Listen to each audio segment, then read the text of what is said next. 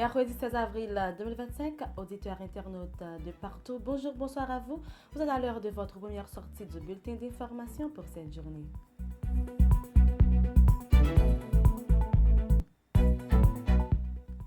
Centrale Gourde 43 pour $1 américain est le taux de référence calculé par la BRH pour ce 16 avril 2025. Signature hier mardi 15 avril 2025 d'un protocole d'accord entre le ministère du Commerce et de l'Industrie et le Rassemblement Madansara Haïti Ramsa. Cet accord vise à faciliter la formalisation des micro-entreprises des Madansara, actrices du secteur informel en Haïti.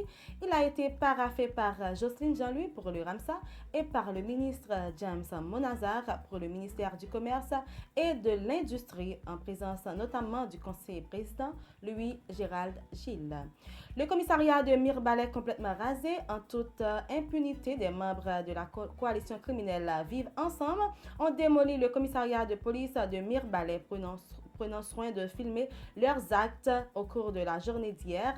Ces individus ont également pillé plusieurs magasins de la ville sans rencontrer la moindre résistance. Quelques jours plus tôt, le commissariat de Sodo avait déjà subi le même sort. Mobilisation manche longue pour une capoter KPTA, c'est autour de ce slogan que le parti politique aidé entend intensifier sa mobilisation sur le terrain. En conférence de presse hier mardi, les dirigeants du parti ont dénoncé l'incapacité du Conseil présidentiel de transition CPT à répondre aux défis actuels du pays. Selon eux, le Conseil a échoué à incarner l'espoir et à restaurer l'ordre. Fort de ce constat, la formation politique appelle la population à maintenir la pression pour obtenir le départ du Conseil présidentiel ainsi que du gouvernement en place. Le porte-parole du parti politique Vive Haïti, Rony Timothée, a dénoncé le mardi 15 avril 2025 l'échec des opérations policières à Kinskoff.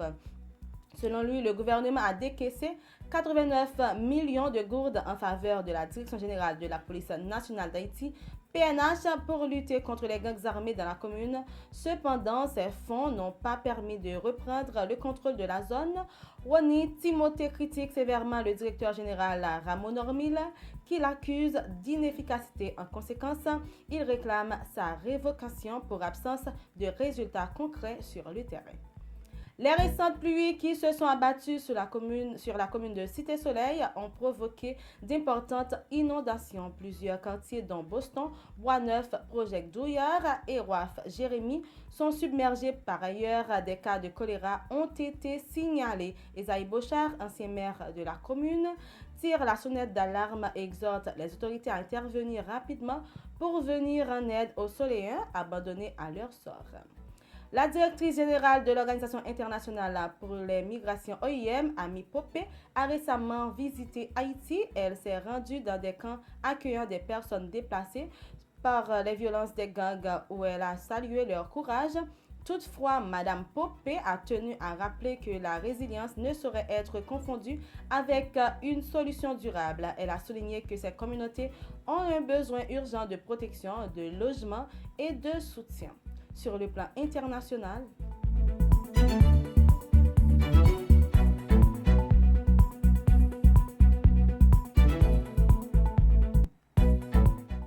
le géant de l'aviation Boeing est impacté par le conflit commercial opposant les États-Unis à la Chine.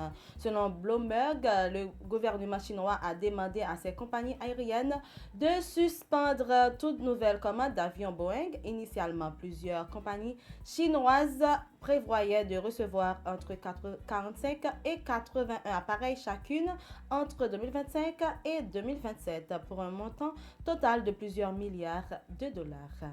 Tension France-Algérie, Emmanuel Macron a annoncé mardi 15 avril 2025 l'expulsion de 12 agents servant dans le réseau consulaire et diplomatique algérien en France, en représailles à des mesures similaires prises par Alger.